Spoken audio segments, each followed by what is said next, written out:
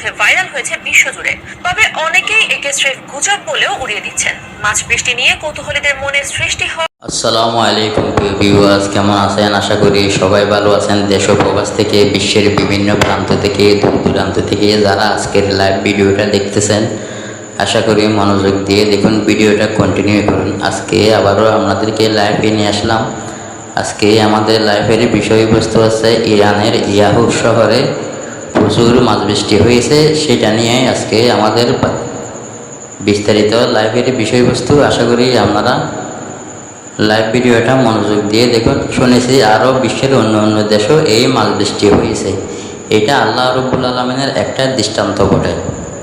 আশা করি এই মাছ বৃষ্টির লাইভ ভিডিওটা আপনারা মনোযোগ দিয়ে দেখুন।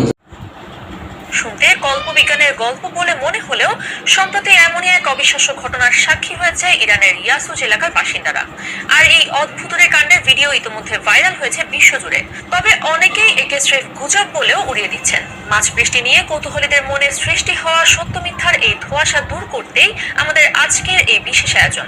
চলুন তাহলে জেনে নেওয়া যাক ইরানে হওয়া এই মাছ বৃষ্টির ঘটনা কতটুকু সত্য, কোন বিশেষ কারণে আকাশ থেকে এভাবে ঝরে পড়ছে হাজারো মাছ। সেই সাথে জানাবো বিজ্ঞানের কোন যৌক্তিক ব্যাখ্যা রয়েছে এই ঘটনার পেছনে। বৃষ্টির সাথে বরফ পড়ার ঘটনা হরহামেশা শোনা গেলেও এবার এক ভিন্ন ঘটনায় তোলপাড় সৃষ্টি হয়েছে গোটা এশিয়ার অন্যতম দেশ ইরানে। একটি কিংবা দুটি নয়, বাড়ির ছাদ থেকে শুরু করে রাস্তাঘাট, খেলার মাঠ সবখানে ছড়িয়ে ছিটিয়ে আছে হাজারো মাছ। ইয়াসুজ নামে ইরানের এক অঞ্চলে বিরল এই ঘটনা ঘটেছে। বাসিন্দাদের দাবি, প্রবল বৃষ্টি ও ঝড়ের সময় আকাশ থেকে ঝাঁকে ঝাঁকে মাছ আছড়ে পড়ছে তাদের বাড়ির ছাদ, রাস্তা ও বাচ্চাদের খেলার মাঠগুলোতে।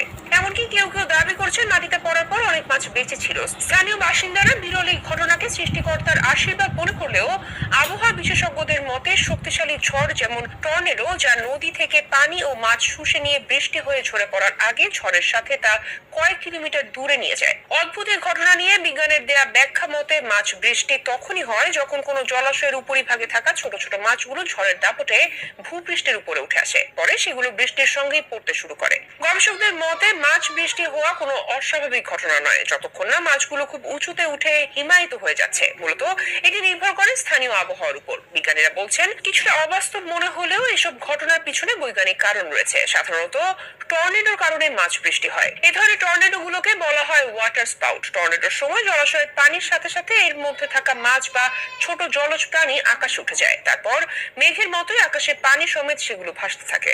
যথেষ্ট পরিমাণ পানি এবং অক্সিজেন থাকায় মাছগুলো সেখানেও ভালোভাবে বেঁচে থাকে। পরে কাছে কিংবা কয়েক কিলোমিটার দূরে গিয়ে এক সময় আবার বৃষ্টির সাথে জীবন্ত মাছ ঝরে পড়ে। তবে এমন বিরল ঘটনা শুধু ইরানেই নয়, সাম্প্রতিক বছরে ঘটেছিল অস্ট্রেলিয়াতেও। দেশটির লাজামারু শহরে ঘটে যাওয়া সেই মাছ বৃষ্টির ভিডিও সেই সময় ছড়িয়ে পড়েছিল সামাজিক যোগাযোগ মাধ্যম থেকে শুরু করে খবরের কাগজেও। তবে শুধু ইয়াসুজ আর লাজামারুই নয়, পৃথিবীর আরো বহু শহরে মাছ বৃষ্টি হয়েছে বলে জানা গেছে। 2017 সালে ক্যালিফোর্নিয়ার অঙ্গরাজ্য অরভিলে এমন ঘটনা ঘটেছিল। ওই সময় অরভিলের একটি এলিমেন্টারি স্কুল ভবনের ছাদ ও মাঠে মাছের বৃষ্টি হয়েছিল।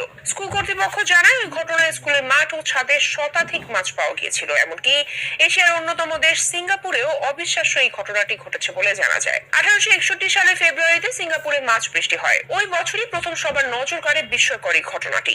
যুক্তরাষ্ট্রের লাইব্রেরি অব কংগ্রেসের একটি প্রবন্ধেও এমন মাছ বৃষ্টির পর্যালোচনায় এমন ব্যাখ্যা দেওয়া হয়েছে। তবে শুধু মাছ বৃষ্টি নয়, যুক্তরাষ্ট্রের যারা সৈয়দ এম সুবহান ফেসবুক পেজে SMS টিভি থেকে দেখবেন, অবশ্যই লাইক, কমেন্ট, শেয়ার দিয়ে আমাদের সাথেই থাকুন। যারা ইউটিউব থেকে দেখবেন, অবশ্যই সাবস্ক্রাইব করবেন আমাদের ইসলামিক মিডিয়া টিভি।